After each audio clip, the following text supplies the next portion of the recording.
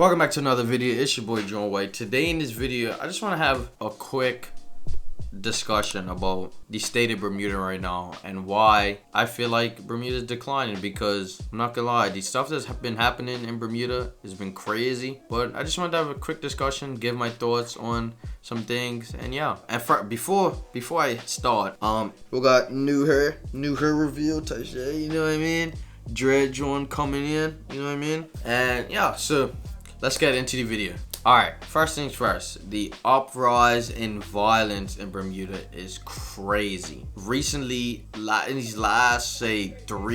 last month, every week there's been a shooting, random vehicles on fire. Last week it was back-to-back murders in Bermuda.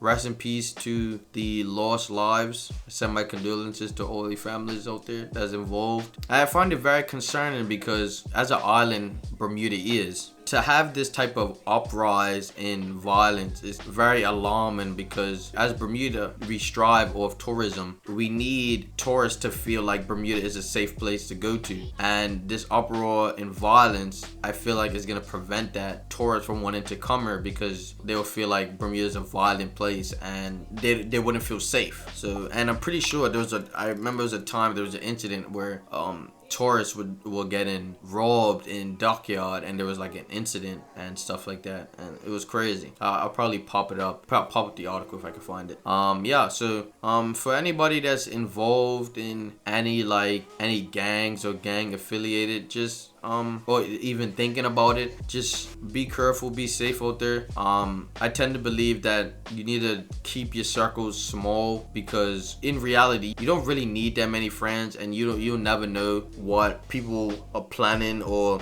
what people are doing behind your back. All right, next I wanted to talk about the cannabis bill. What is the Bermuda government doing? What is PLP doing? Like, just like seriously. So say hypothetically the cannabis bill gets passed, right? Cannabis is legal, right? You can get a license and it's legal. Correct. So first things first, I can see right through this government. The government is just trying to make money off cannabis completely. So first things first, you know damn well the licensing is gonna be expensive to get. You're gonna have requirements to follow, background checks, and all of that. A cannabis license is gonna be unattainable for most people if you're not quote unquote wealthy enough, right? And then another thing, the government, once cannabis is legal, they're gonna have it, government offices or government ran businesses are gonna be selling it, and they're just gonna make money off of it. And I just look at this whole cannabis bill as a money scheme for the government to just make money off people. And honestly, that is some slimy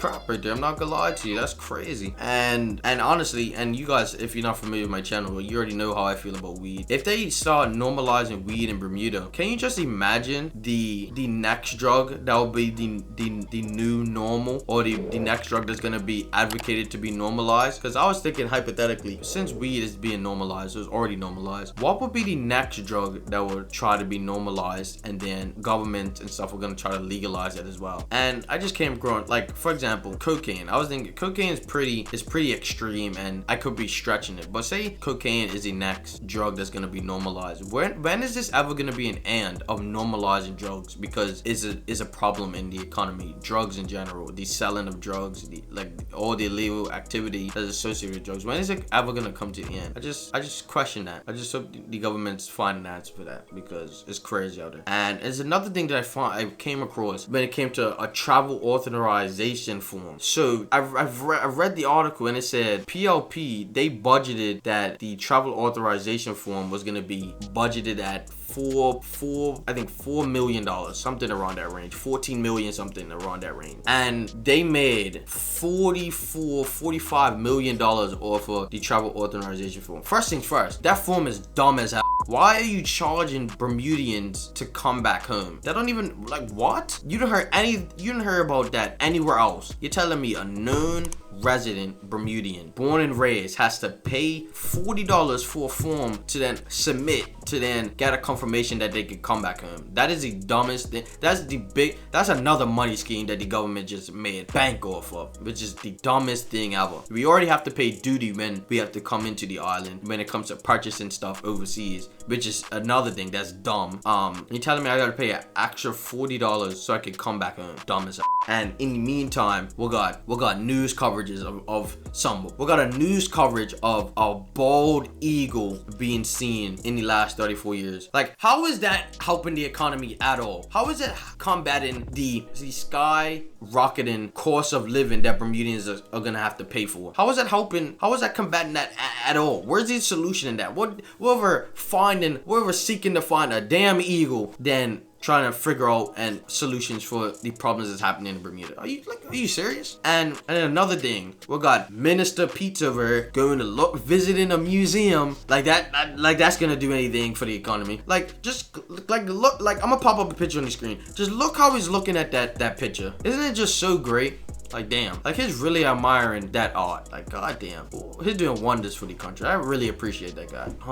And but I don't wanna finish off the video and just have all negative. But recently, in Bermuda, we just had the USA TF games or something like that. Great for Bermuda. The stadium is looking beautiful. Not national stadiums anymore. Floriduffy Stadium. Shout out Floriduffy. You know what I mean?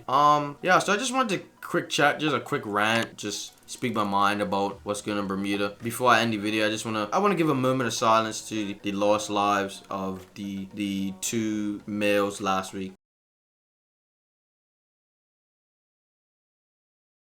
I just want to leave off the video for a question for some people. When it comes to people looking back at your life, do you want the headline to be another tragedy story or a success story? I really want you guys to really think about that before you get yourself involved with things that might not be positive impact on your life. So if you like this video, make sure to drop a comment, like, and subscribe. And remember, reach your true potential. Peace.